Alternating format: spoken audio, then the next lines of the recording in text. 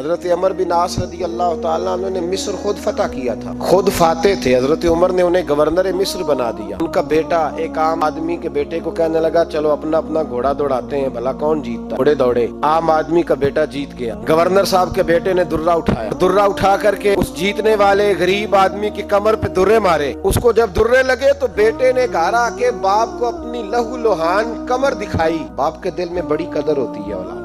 درجے تو لوگ ماں کے بیان کرتے رہتے ہیں، لیکن جتنا باپ پیار کرتا ہے اس کا بھی تقاضا کوئی کر نہیں سکتا۔ والد نے جب دیکھا نا لہو لہان ہے گردن، تو والد چیخے، روئے، اور پھر پتہ نہیں اگلے 1.5 منٹ میں اس بچے کے والد کو کیا ہوا، اس نے آنسو پونچھے اور بیٹے کو کہنے لگا میرے گھوڑے کے پیچھے بیٹھ۔ کہا کدھر جانا ہے؟ فرمانے لگے یہ ظلم کا دور نہیں، یہ عمر کا دور ہے۔ ہاں ایسی بات ہے کوئی جو مرضی کر جائے؟ بیٹھ میرے گھوڑے پہ۔ آدھی رات کے وقت پہنچے مدینے اور باہر جا کے وہ آدمی پکارنے لگے، کہنے لگے عمر باہر آؤ، نکلو خوابگاہ سے۔ جب غریبوں پہ ظلم ہو تو پھر حکمرانوں کو سونے کی اجازت نہیں ہوا کرتی۔ باہر آؤ۔ فاروق اعظم آدھی رات کو اٹھ کے آیا، کیا ہوا؟ عمر دیکھ یہ بیٹا جو میں نے اپنے منہ کے نوالے کھلا کھلا کے پالا ہے، ذرا میرے لال کی پشت دیکھ، تیرے دور حکومت میں یہ حال ہوگا۔ حضرت فاروق اعظم نے کہا جاؤ بلا کے لاؤ فاتح مصر کو۔ حضرت عمر بن عاص بیٹے سمیت آئے۔ جناب فاروق اعظم فرمانے لگے مجمع میں کھڑا کر کے، فرمایا کیوں مارا تو نے اس کو؟ گردن جھک گئی۔ فرمایا تو گورنر کا بیٹا تھا اس لیے مارا ہے؟ اس غریب آدمی کے بچے کو کہا درے پکڑ اور گورنر کے بیٹے کو اس کے سامنے مار، اور اتنے مار کے اسے سمجھ آئے۔ اس کو درے لگ رہے تھے تو لوگ دیکھ رہے تھے۔ تھوڑی دیر گزری تو حضرت سیدنا عمر فاروق رضی اللہ تعالیٰ عنہ نے فرمایا گورنر مصر کو بھی سزا دو، اس کے کپڑے اتروا کے اسے ٹاٹ کا لباس پہناؤ۔ لوگ کہنے لگے حضور گورنر صاحب کی کیا غلطی؟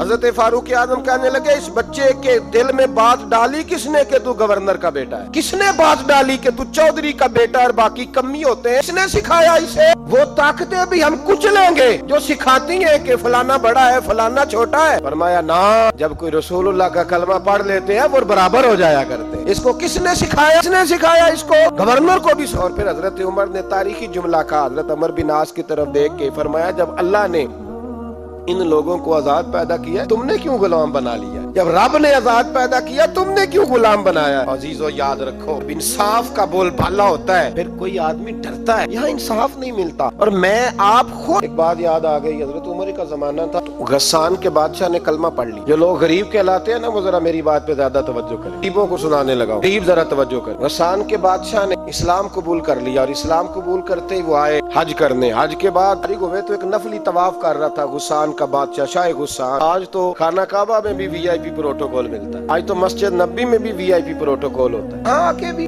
دیکھتے صحیح تو کھڑا کہاں؟ یہاں بھی پولیس والوں نے بازو پکڑے، سوچو تو صحیح یہ حال کر دیا تم نے مذہب کا۔ طواف کعبہ ہو رہا، اور غسان کے بادشاہ نے جبہ پہنا ہوا ہے باریک اور لمبا، وہ طواف کعبہ کر رہا تھا تو ایک غریب آدمی کا پیر اس کے جبے پہ آ گیا۔ جب پیر آیا تو اس نے پلٹ کے غریب کے منہ پہ تھپڑ مارا۔ جب تھپڑ مارا تو اس غریب نے سیدنا فاروق اعظم کی عدالت میں مقدمہ کر دیا کہ بادشاہ نے تھپڑ مارا ہے۔ حضرت عمر فاروق رضی اللہ تعالیٰ عنہ نے بادشاہ کو بلایا، فرمایا تو نے اس غریب کو مارا ہے؟ کہا جناب اس نے پیر رکھا تھا۔ تو فرمایا پیر رکھا تھا تو کیا ہو گیا؟ تو نے کیوں لمبا جبہ پہنا تھا؟ تجھے سمٹ کے چلنا چاہیے تھا۔ کہا میرے لیے حکم کیا ہے؟ حضرت عمر کہنے لگے یہاں اسے رات میں راضی کر لے، ورنہ صبح اسی جگہ اسی کونے میں کعبہ کے سائے میں وہ غریب تیرے منہ پہ تھپڑ مارے گا اور تجھے تھپڑ کھانا پڑے گا۔ غریبوں سنو، ساری رات وہ غسان کا بادشاہ غریب کی منت کرتا رہا تو راضی ہو جا۔ غریبوں تم سے شکوہ ہے، تم 2-4 لاکھ پہ راضی ہو جاتے ہو۔ غریبوں تم سے شکوہ ہے، تم انصاف ہونے نہیں دیتے۔ غریبوں تم تھوڑی تھوڑی بات پہ مطمئن ہو جاتے ہو، تھوڑی تھوڑی بات۔ جتنے غریب تن ہیں باسوں سے دور دور، اتنی ہی چادریں میں مزاروں سے چھین لوں، اور جتنے غریب گھر ہے اجالوں سے دور دور، اتنی ہی روشنی میں ستاروں سے چھین لوں۔ اتنی تو ہمتیں ہو میری کم سے کم بلند، شاہوں کے تاج فخر اشاروں سے چھین لوں۔ تمہاری زیادتی ہے، تم نے ظلم پروان چڑھایا ہے۔ جب تم چودھری کے کہنے پر MNA کے کہنے پہ راضی ہو جاتے ہو، انصاف ہونے نہیں دیتے۔ ڈٹنا سیکھو، کھڑے ہونا سیکھو۔ اب اسے کہا نا راضی ہو جا، تو وہ غریب کہنے لگا میں راضی ہو جاؤں اور کل تو کسی اور کو بھی تھپڑ مارے؟ فرمایا جتنی تیرے پاس دولت ہے لا کے قدموں میں رکھ، ہم دولتوں کی پرواہ तौबा इसलिए नहीं करते कि हमने मोहम्मद अरबी का चेहरा देखा हुआ है, अब मेरी निगाहों में जचता नहीं कोई, इसलिए कि जैसे मेरे महबूब है वैसा लेना छोड़ दो, तुम असर बड़ा लेते हो। हाँ, तुम्हारे ऊपर चीजें असर अंदाज होती हैं, इसलिए इंसाफ नहीं हो। डटना सीखो, खड़े होना सीखो। जो भाई डट जाता है ना वो बड़े कमाल कर जाया करता है। सारी रात मनाता रहा। हजरत उमर से कहने लगा वो नहीं मानता, तो जनाब उमर कहने लगे फिर तैयारी कर, हम बादशाह नहीं देखेंगे, दौलत नहीं देखेंगे, हम रसूलुल्लाह का दीन देखेंगे, हम नबी पाक का निजाम देखेंगे। बादशाह रात को दौड़ गया, भाग गया, जाके ईसाई हो गया। लोगों ने कहा इतना कीमती आदमी उमर ने जाया कर दिया। फरमाया चुप करो, मैंने कोई चीज जाया नहीं की, मैंने तो अपने रसूल का दीन बचा लिया है, कोई शय जाया नहीं हुई। मैं फिर कहूंगा इस अदल के नुकसान में हर आदमी बराबर का शरीक है।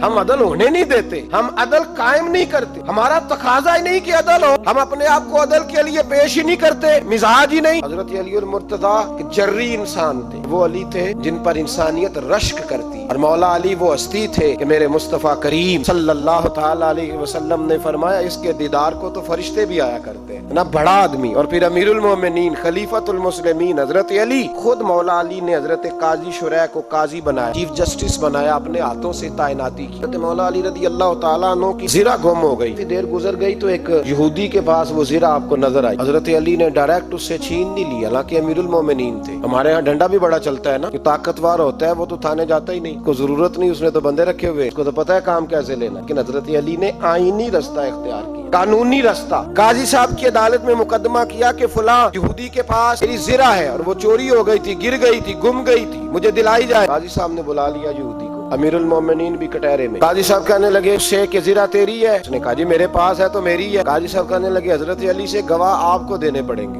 मुकदमा आपने किया है, अगरचे वो अमीरुल मोमिनीन है, गवाह अमीरुल मोमिनीन आपने देने हैं, क्योंकि मुकदमा आपने दायर किया है। तो हजरत अली कहने लगे मेरा बेटा हसन गवाही देगा कि मेरी, मेरा गुलाम कंबर गवाही देगा। काजी साहब कहने लगे हुजूर इनकी गवाही दुरुस्त तो है पर मैं नहीं तस्लीम करता, इसलिए कि बेटे तो बाप के हक में बोला ही करते हैं, नौकर तो आकाओं के हक में बोलते ही हैं, चाहे कोई गैर जानबदार बंदा लेके आए जो गवाही दे। तो हजरत अली खामोश हो गए, कहने लगे अभी मेरे पास ऐसा कोई गवाह नहीं। काजी साहब कहने लगे चलें फिर आप यहूदी को राजी करें, आपने क्यों बिला वजह घसीटा अदालत में, राजी करे, इंसाफ का तकाजा है। हजरत अली करीब गए, कहने लगे भैया नाराज ना होना, ज़िरा तो मेरी है, नाराज ना होना, मैंने गलत मुकदमा नहीं किया, अलहदा बात है कि मेरे पास गवाह नहीं तो मैं कोई बेइंसाफी नहीं कर सकता, तो मेरे साथ चल तुझे खजूरों का हलवा खिलाता हूँ ताकि तू राजी हो जाए। वो यहूदी कहने लगा मैंने काजी साहब का इंसाफ देखा और जनाबे अली का इंसाफ के लिए खड़ा होने देखा, मैं मौला अली के कदमों में बैठ गया। मैंने कहा अली जब तेरी ये शान है तो मोहम्मद अरबी का क्या मकाम होगा। मैंने कलमा पढ़ना शुरू कर दिया, देखे ना तकाजा पूरा किया हजरत अली ने। तो वो कहने लगा अली तेरे इंसाफ के रंग ने ना, जुमला याद रखना, कहने लगा यहूदी अली तेरे इंसाफ के इस रंग ने दिल से कुफर की मैल दूर कर दी,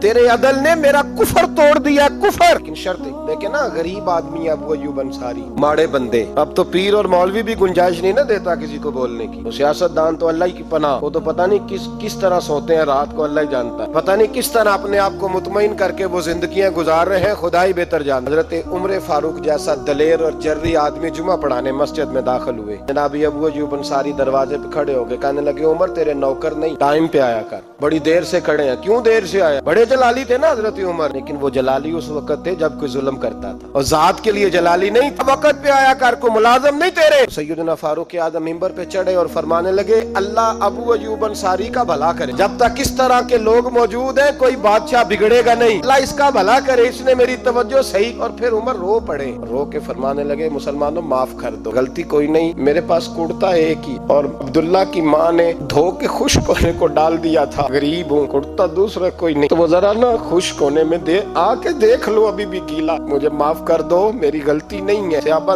दर्द के साथ रोने लगे और कहने लगे अल्लाह इस तरह के हुक्मरान हमेशा अदा करता है। मेरे भाई इंसाफ का रंग तो दे, तकाज़ों को समझना, यहाँ किसी की जुर्रत है बोल सके, ताकत है किसी की, लेकिन उन्होंने अपने आप को पेश किया, हमने पेश किया अपने आप। ओ वाले गनीमत की चादरें बांट रही हैं, सबको एक एक मिली है। फारूक आजम जुमा पढ़ाने आए तो उसी चादर का कुर्ता, उसी की तामत, लोग खड़े हो गए, उमर बता तूने दो क्यों ली, ये इंसाफ है, ये पैदल है, क्यों ली दो? तो हज़रत उमर कहने लगे मेरा बेटा जवाब देगा। अब्दुल्ला बिन उमर बोले, कहने लगे अब्बा जी के कपड़े बड़े पुराने हो गए थे, मैंने अपने हिस्से की भी अपने अब्बा जी को दे दी। देखे ना, ये इंसाफ मेरे नबी पाक ने किया है, अब्बा ने सीखा है और आप तैयार नहीं। हम तैयार नहीं इंसाफ के, हमारा मिजाज नहीं इंसाफ का, हमें खुद बहुत सारा आगे पेश हो के रंग दिखाना पड़ेगा, उसके लिए हमारी तैयारी नहीं। इसलिए हम हुक्मरानों को गाली दे के चुप कर जाते हैं, इसलिए हम वकीलों के कहते हैं बिकते बड़ा है, जज बिकते, ये बातें करके हम खामोश हैं। हम पेश नहीं कर पा रहे, अभी तक हम अपने आप को खड़ा नहीं कर पा रहे कि हमसे मुतालबा करो इंसाफ का।